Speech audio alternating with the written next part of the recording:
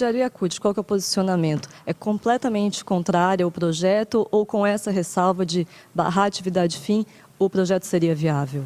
Nós somos completamente contra o projeto. Eu queria explicar por quê. Primeiro, que não é verdade que não tem regulamentação. A súmula 331, ela define que as atividades fim das empresas não podem ser terceirizadas. É com esse balizamento que a CUT pretendeu, já há alguns anos atrás, inclusive com o projeto do Vicentinho, regulamentar a outra parte. E o que era a regulamentação que a gente sonhava? Eu acho que todo mundo aqui na mesa vai concordar comigo. Era criar mais restrições, era precisar a questão da solidariedade das empresas, contratante, da empresa contratada, no que se refere a direitos trabalhistas e a outros direitos dos trabalhadores, era precisar melhor a questão da representação sindical, ou seja, nós partimos da ideia, partimos de dado de realidade, da existência já dos terceirizados e buscávamos defender os direitos dos terceirizados. Então, era este o nosso limite. E a gente achava e acha ainda que o grande problema é que este Congresso não pode definir. O que nós sempre defendemos é que um fórum dos trabalhadores, com o governo, com empresários, numa mesa tripartite, calmamente, tranquilamente, fosse definindo isso e fosse chegando a consensos. É absolutamente estranho, né? E só se explica, pelo que o vereador disse aqui, dentro desse clima de convulsão nacional, de crise, vão tentar empurrar algumas bandeiras e algumas pautas que afetam o mundo do trabalho. É fundamental a gente pensar duas coisas. A terceirização, os dados, em torno de 25% dos trabalhadores já são terceirizados. Então, ampliar a isso não faz o menor sentido. Quando se trata do trabalhador, do trabalho chamado trabalho fim, nós estamos inventando no Brasil uma coisa absurda, que é o trabalhador sem empresa e a empresa sem trabalhador. Nós vamos ter hospital sem trabalhadores da saúde, escolas e universidades sem professores, vai ser... E o trabalhador, ele passa a ficar absolutamente numa situação de indignidade completa, né, de aviltamento completo da sua relação de trabalho, porque ele vai ser uma mercadoria de uma outra empresa. Então, uma empresa será uma mediadora de mão de obra e vai negociar esse trabalhador para as empresas que vão contratar mão de obra. Então, o trabalhador vai ser tratado pela empresa contratante final como uma espécie de passivo, né, como uma espécie de qualquer coisa descartável que possa ser...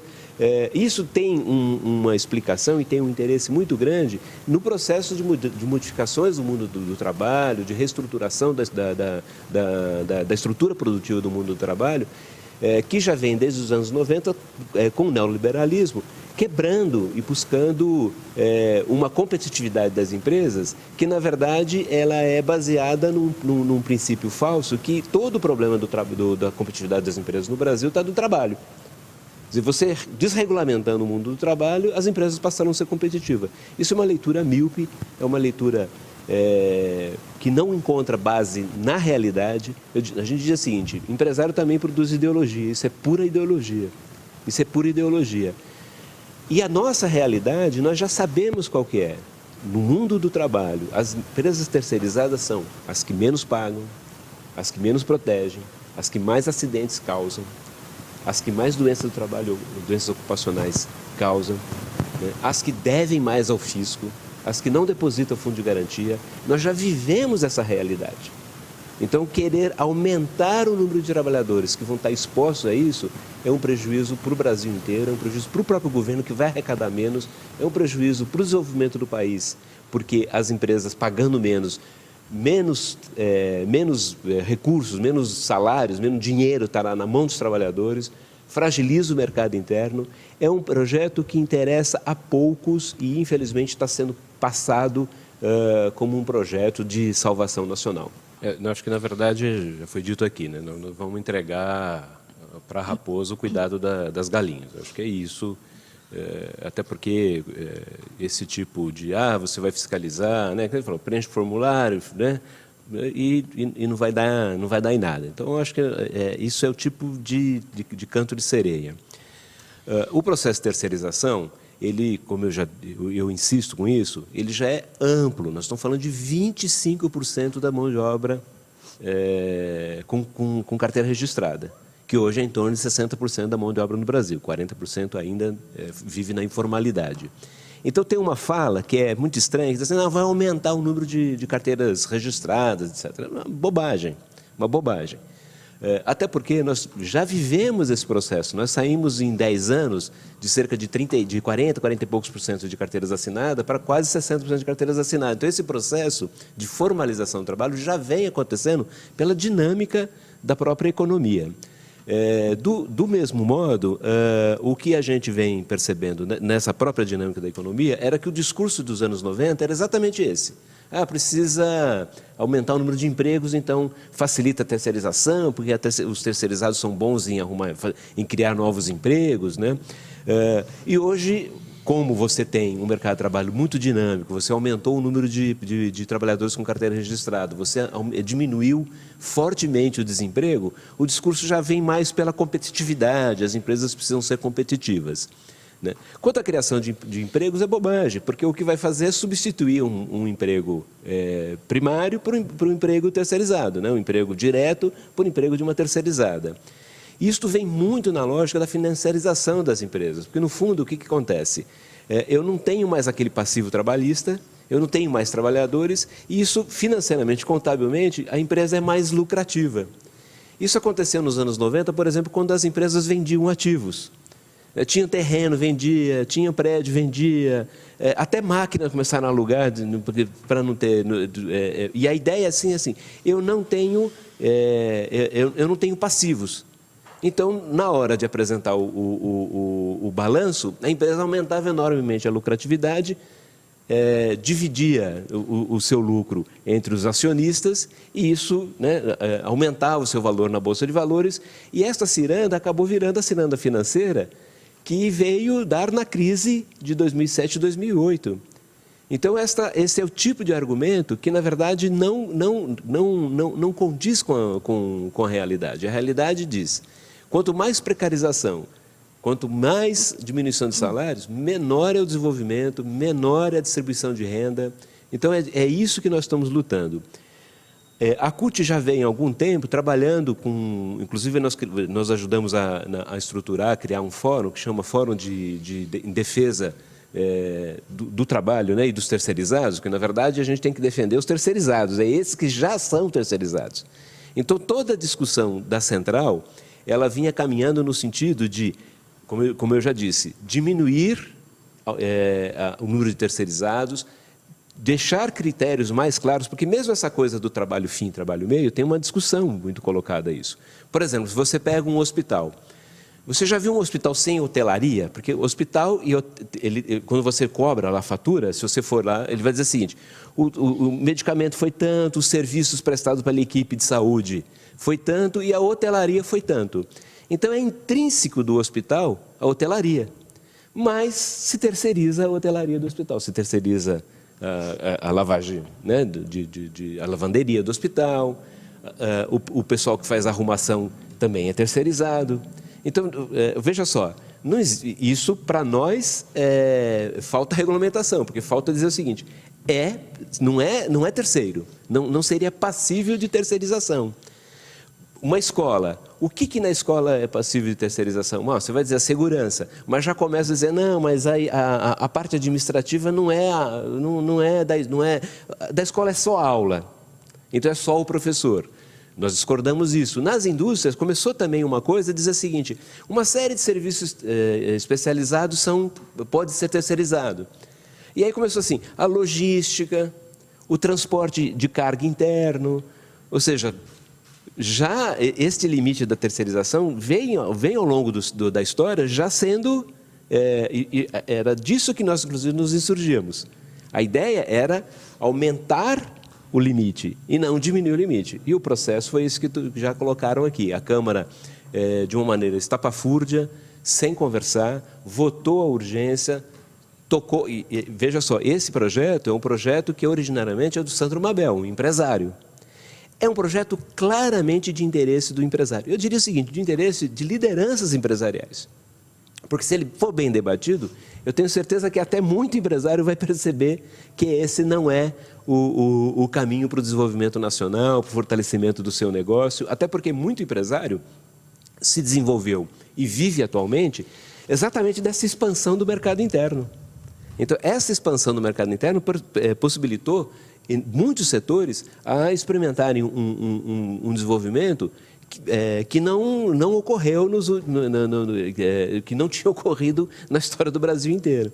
Então, eu acho que se fosse debatido e se fosse com calma, até setores do empresariado estariam contra esse projeto. É um projeto que visa a financiarização, que visa desmantelamento da força dos trabalhadores. E eu queria dizer a todos os companheiros da mesa, ao companheiro da Força Sindical, eu também tenho ouvido muitas pessoas da Força Sindical dizendo, eu não sou a favor, eu não sou a favor. Eu acho que tem que fazer que nem o companheiro. Ir na sua base, ir a público e dizer, sou contra. Porque com essa coisa da pluralidade, eu imagino que alguns setores falassem, não, mas vamos lá, isso dá para conversar, isso ajuda aqui, prejudica ali. Alguns caíram no canto da sereia e dizer assim, não, garantindo a representação sindical, está tudo certo.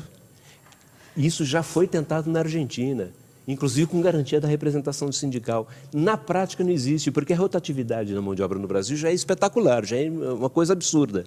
Já beira 60% de toda a mão de obra gira no ano só. Você aliando a isso o que o companheiro disse, que é as empresas têm vida curta, a empresa tem vida curta, e os empregos nas terceirizadas têm vida curtíssima. A maior parte dos empregos da terceirizada dura 6 meses. Então, você vai dizer, vou garantir a representação sindical de quem? De um fantasma que vai estar girando em tudo quanto é lugar. Eu faço a primeira conversa com um companheiro na fábrica hoje, amanhã já está na outra fábrica. Então, essa coisa da representação sindical é uma grande bobagem, Talvez alguns pensando que, de qualquer forma, o imposto sindical caia, então o sindicato vai ficar bem de qualquer jeito. Mas isto, a médio e longo prazo, vai ser um desastre, inclusive para o movimento sindical.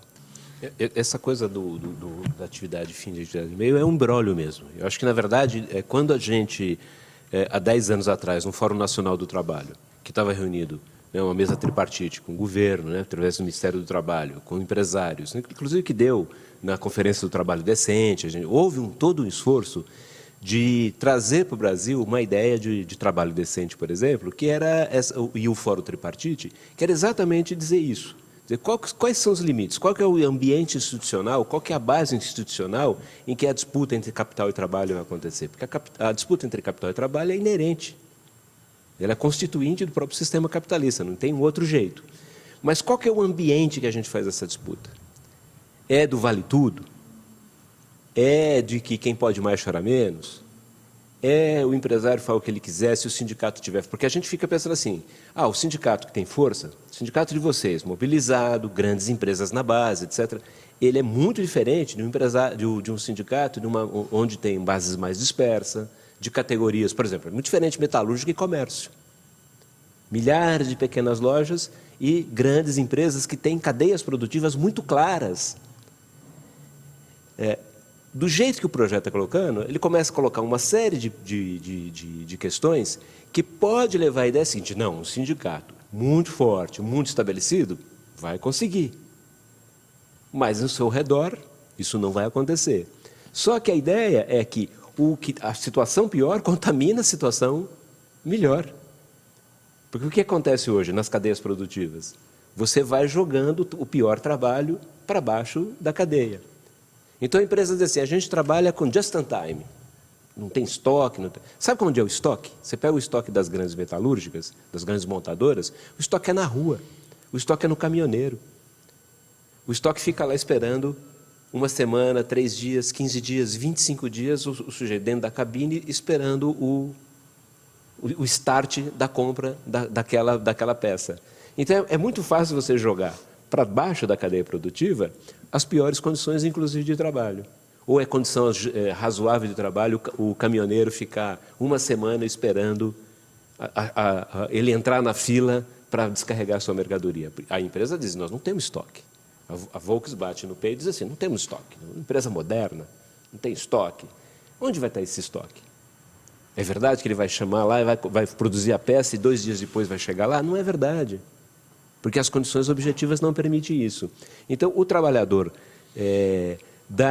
para baixo, né, dessas grandes cadeias produtivas é o que vai sofrer. E isso vai contaminando de baixo para cima, porque isso vai piorando as condições. E o que está dizendo hoje, assim, a empresa vai dizer, mas eu não tenho nenhum trabalhador, está tudo para lá, está tudo fora da cadeia produtiva. Então, isto faz parte de uma ideia do empresariado nacional de aumentar a lucratividade de uma maneira irresponsável do ponto de vista social. O trabalho, na Constituição brasileira, ele é um direito de cada cidadão, e o trabalho ele tem que preencher condições que, ao ter acesso ao trabalho, esse cidadão vai ter dignidade, vai ter condições de vida, de sobrevivência para ele e para a sua família. É esse o objetivo do trabalho. O objetivo do trabalho não é criar imediatamente lucro, não é só criar lucro. É o jeito de organizar esse trabalho que vai criar o lucro.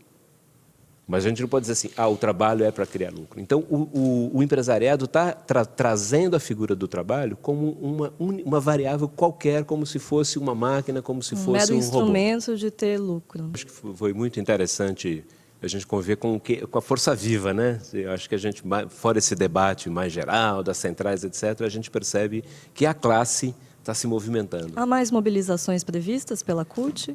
Tem dia 22, agora também uma mobilização nacional, 22 de abril, e estamos seguindo nas ruas, parando fábricas, conversando com muita gente.